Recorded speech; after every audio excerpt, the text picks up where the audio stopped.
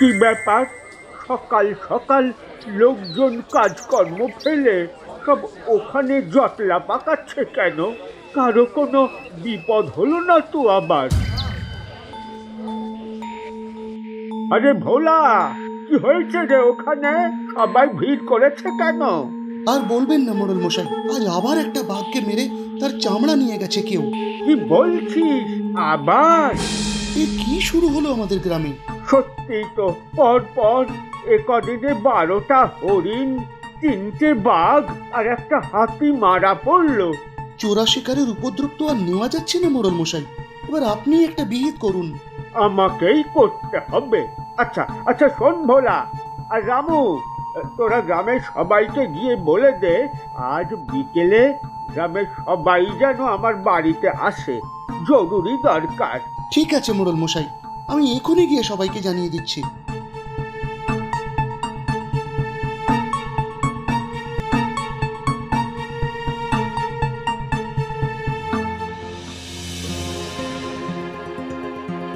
সেই দিন বিকেলে সমস্ত গ্রামবাসীরা হাজির হলেন মোড়ল মশাইয়ের বাড়িতে। সবাই এসেছো তো? হ্যাঁ মোড়ল মশাই, আমি আর রামু সবাইকে বলে এসেছি, সবাই চলে এসেছে। কি ব্যাপার মোড়ল মশাই, ভোলা বলল জরুরি দরকার, কিছু বিপদ হয়েছে নাকি?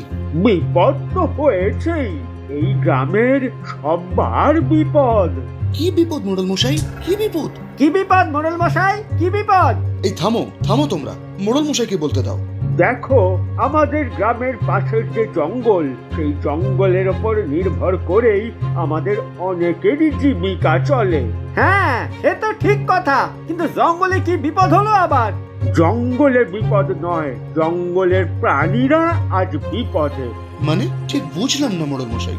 আমাদের এই জঙ্গলের প্রাণীদের ওপর চোরা শিকারীদের নজর পড়েছে। গত কয়েকদিনে অনেক পশু মারা গেছে, আজও একটা বাঘের মৃতদেহ পাওয়া গেছে, তোমরা তো সবাই জানো। এ আবার বিপদ কি? এ তো আমাদেরই ভালো, আমরা জঙ্গলে নির্ভয়ে যেতে পারবো।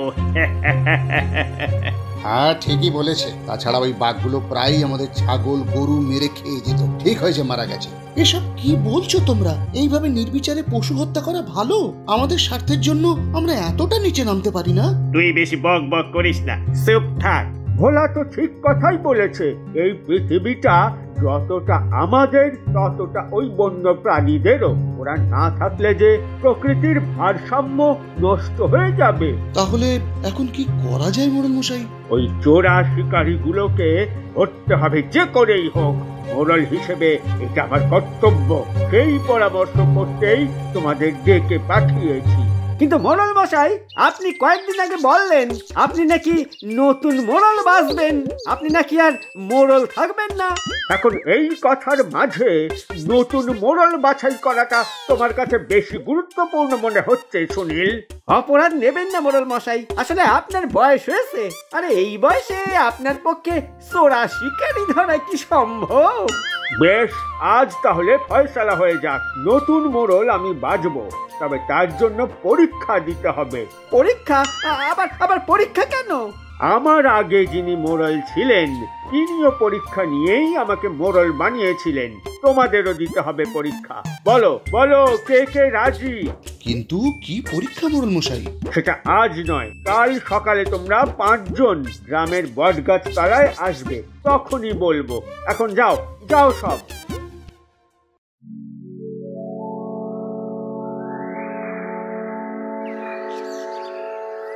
পরের দিন সকালে সেই 5 জন মিলে হাজির হলো গ্রামের বুড়ো বটতলায়। মোড়ল মশাই তখনও এসে পৌঁছাননি। তোমাদের কি মনে হয় মোড়ল মশাই আমাদের কি পরীক্ষা নেবে? সে তিনি যে পরীক্ষাই নিন, আমি দিতে প্রস্তুত। ওই তো চেহারার সিঁড়ি, মানুষ তো না, যেন তাল পাতা সে পাই, তিনি আবার নাকি পরীক্ষা দিতে প্রস্তুত। যা বলেছ তাই বলা, তোকে মোড়ল হতে হবে না। এমনিও কেউ এই সুটকো মোড়লকে মানবে না। তুই বরং বাড়ি গিয়ে ভালো করে খাওয়া দাওয়া কর। কি ব্যাপার তোমাদের, এত হাসাহাসি করছো? কিছু হয়েছে নাকি? না না মোড়ল মশাই, কিচ্ছু হয়নি, এমনি সবাই ওই হাসি মজা করছিল। আপনি বসুন মোড়ল মশাই, বসুন।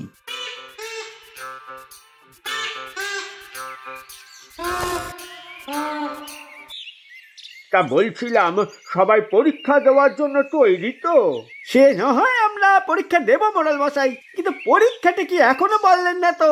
গতকাল তোমাদের বলেছিলাম যে আমাদের গ্রামের পাশের জঙ্গলে এক চোরা শিকারীর দল উপদ্রব করছে।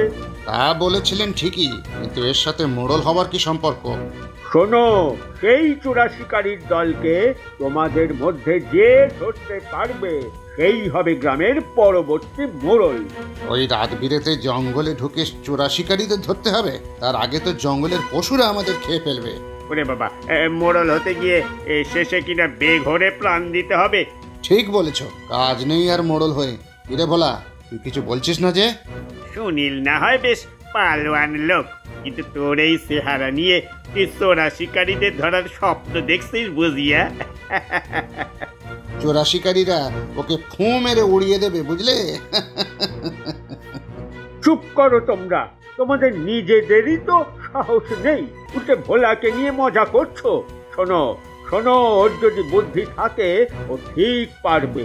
তার দরকার হবে না মোড়ল মশাই, ওই চোরা শিকারীর দলকে আমি ধরে আপনার পায়ের সামনে এনে ফেলবো। বেশ বেশ, দেখা যাবে। তোমরা তোমরা এখন যাও তবে। সেই দিন সন্ধেবেলা সুনীল এক হাতে হ্যারিকেন আর এক হাতে লাঠি নিয়ে বেরিয়ে পড়ল জঙ্গলে চোরা শিকারীদের ধরতে। মোড়ল মশাইয়ের সামনে বড় মুখ করে তো বললাম যে আমি চোরা শিকারী ধরে আনবো, কিন্তু এই রাতে জঙ্গলে গিয়ে বাঘের হাতে প্রাণটা না খোয়াতে হয়। ওরে বাবা, জঙ্গলের ভেতরে তো গুটগুটে অন্ধকার, হ্যারিকেনের আলোতেও যে কিছু দেখা যাচ্ছে না। একটু একটু একটু এগিয়ে যাই। রাম রাম রাম রাম রাম রাম রাম রাম রাম রাম। এই জঙ্গলের ভেতরে কোথায় পাবো এই চোরা শিকারীদের? উল্টে উল্টে ভূতে আমার খাটটাই না মনকে দেয়। রাম রাম রাম রাম রাম রাম রাম রাম রাম রাম রাম রাম রাম রাম রাম। ওখানে কি নাড়ালো সবটা? ওরে বাবা রে, ওরে বাবা রে, কোনো কোনো জীবজন্তু হবে হয়তো। যাই যাই, আরেকটু এগিয়ে যাই। ওরে বাবা রে, মেরে ফেললো রে, মেরে ফেললো রে, ভাসাও। এদিকে আরেকটু গভীর রাতে ভোলাও যায় জঙ্গলের ভেতরে। হঠাৎ সে শুনতে পায় এক হাতির প্রচণ্ড চিৎকার। দূর থেকে এক জায়গায় মশালের আলো দেখে সে ধীর পায়ে সেদিকে এগিয়ে যায়। এই বিষ মাখা তীরগুলো বেশ ভালোই কাজে দিয়েছে। কিছুক্ষণের মধ্যেই হাতিটা মরে গেল। আমিও দাঁতগুলো খুলে নিয়েছি সর্দার। আজ কিন্তু বেশ বড় দাও মারা গেল, কি বলো সর্দার? সে আর বলতে, আর কয়েকদিনের মধ্যেই এই জঙ্গল পুরো সাফ করে দেব আমরা। এখন চল, তাড়াতাড়ি চল, এবার পালাতে হবে। আবার একটা হাতি মারা গেল, আর আমি কিছুই করতে পারলাম না। অবশ্যই তিনজনের সাথে একা শক্তিতে আমি পেরেও উঠতাম না, কিন্তু ওই চোরা শিকারীদের এভাবে পশু মারতে দেব না। মোড়ল মশাই বলেছিলেন বুদ্ধির ব্যবহার করতে, তাই করব।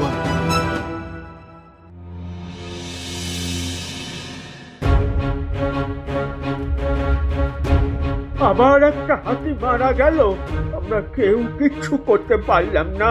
কি হে সুনীল, এই তো কালকে বললে তোরা শিকারী ধরে আমার পায়ের সামনে এনে নাকি ফেলবে, তা কোথায় তারা?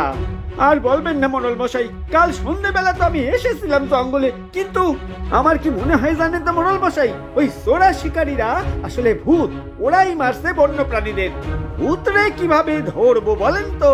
ভূত না তোমার মাথা, ভূত কখনো হাতির দাঁত খুলে নিয়ে যায়? কিন্তু কিন্তু ওই যে হলুদ হলুদ চোখ আর ওই ডাকটা। যে চোখ তুমি দেখেছো ওটা কোনো শিয়ালের চোখ হবে। আর ডাকটাও শিয়ালের ডাক ছিল, প্রতিদিন সন্ধ্যেতেই তো ডাকে। শিয়ালের ডাক? কিন্তু কিন্তু কি বুঝতে পারোনি কেন? আসলে ভয়ের চোটে তোমার বোঝার ক্ষমতা আর ছিল না। যত সব অকম্মার দল। আচ্ছা আচ্ছা, ভোলা কোথায়? ও তো বলেছিল যে চোরা শিকারি ধরবে।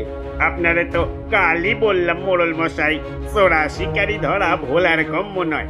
দেখুন দেখুন, চোরা শিকারীরাই হয়তো ওকে ধরে নিয়ে গেছে। তোমাদের দুজনের কেউই তো পারলে না। এবার তবে আমাকে রাজাকে জানাতে হবে, উনি এর কিছু একটা ব্যবস্থা করবেন। কাল সকালেই আমি রওনা দেব রাজধানীর উদ্দেশ্যে। তবে নতুন মোড়ল কি? থামো, নিজে তো ভয় পালিয়ে এসেছো, আবার মোড়ল হবে? যাও যাও যাও, গিয়ে তোমরা ভোলাকে খুঁজে বার করে আমার কাছে নিয়ে এসো।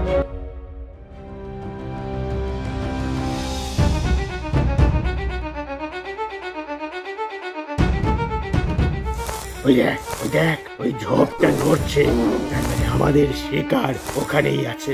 চল চল, ধীর পায়ে তিনজন একসাথে এগোই।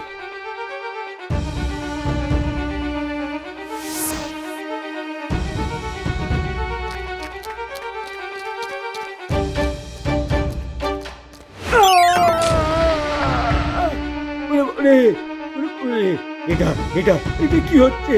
ও মা গো, বাঁচাও বাঁচাও! বাঁচাও বাঁচাও বাঁচাও বাঁচাও! বাঁচাও বাঁচাও!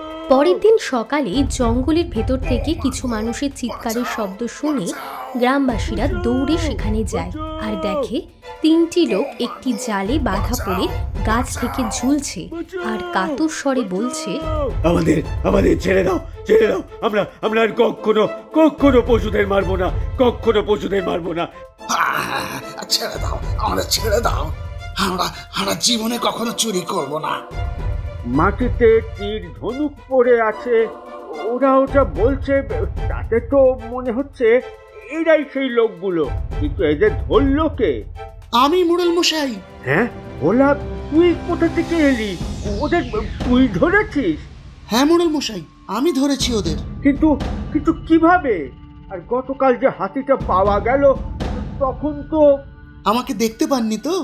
শুনুন তাহলে কি হয়েছিল। এই বিষ মাখা তীরগুলো বেশ ভালোই কাজে দিয়েছে। কিছুক্ষণের মধ্যেই হাতিটা মরে গেল। আমিও দাঁতগুলো খুলে নিয়েছি সর্দার। আজ কিন্তু বেশ বড় দাও মারা গেল। কি বলো সর্দার? এই শিয়ার বলতে আর কয়েকদিনের মধ্যেই এই জঙ্গল পুরো সাফ করে দেব আমরা। এখন চল, তাড়াতাড়ি চল, এবার পালাতে হবে। আবার একটা হাতি মারা গেল আর আমি কিছুই করতে পারলাম না। অবশ্য ওই তিনজনের সাথে একা শক্তিতে আমি পেরেও উঠতাম না, কিন্তু ওই চোরা শিকারীদের এভাবে পশু মারতে দেব না। মোড়ল মশাই বলেছিলেন বুদ্ধির ব্যবহার করতে, তাই করব আমি। তখন আমি একটুর জন্য কিছু করতে পারিনি, শক্তি দিয়ে ওদের সাথে পেরেও উঠতাম না আমি। তাই ঠিক করি বুদ্ধি দিয়ে ওদের জব্দ করতে হবে। কিভাবে করলি? গতকাল সারা দিন আমি এই জঙ্গলেই ছিলাম। বাড়ি থেকে একটা কোদাল আর একটা মাছ ধরার জাল নিয়ে আসি।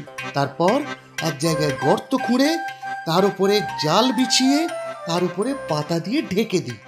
বাহ বাহ, তারপর তারপর তারপর কি হলো? রাত বাড়তেই চোরা শিকারীর দল জঙ্গলে ঢোকে আর আমি ঝোপ নাড়িয়ে নকল বাঘের ডাক ডাকি। আর তারপর এবার ওদের আপনি শাস্তি দিন মোড়ল মশাই। আমি তো শাস্তি দেব না। কেন মোড়ল মশাই? কারণ আজ থেকে গ্রামের নতুন মোড়ল হলি তুই। নিজের বুদ্ধি আর সাহসের জোরে তুই আমার নেওয়া পরীক্ষায় পাস করে গেছিস, তাই তুই ওদের শাস্তি দিবি।